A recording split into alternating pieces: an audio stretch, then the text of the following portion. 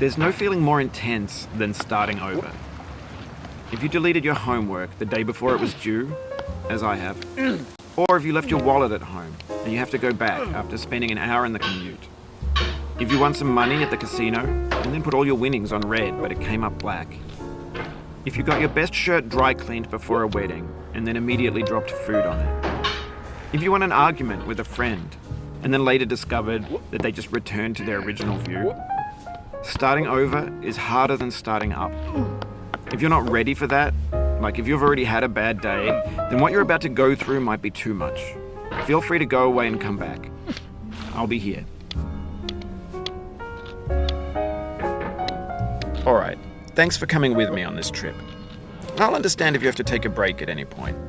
Just find a safe place to stop and quit the game. And don't worry, I'll save your progress, always, even your mistakes.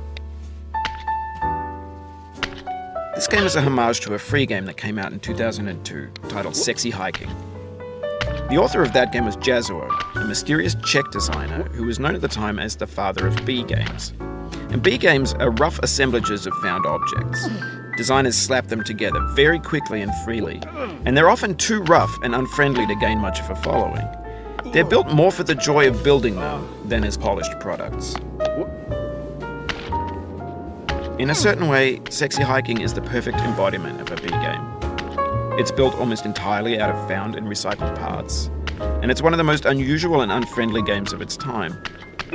In it, your task is simply to drag yourself up a mountain with a hammer. And that act of climbing, in the digital world or in real life, has certain essential properties that give the game its flavor.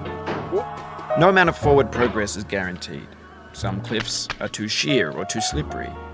And the player is constantly, unremittingly in danger of falling and losing everything.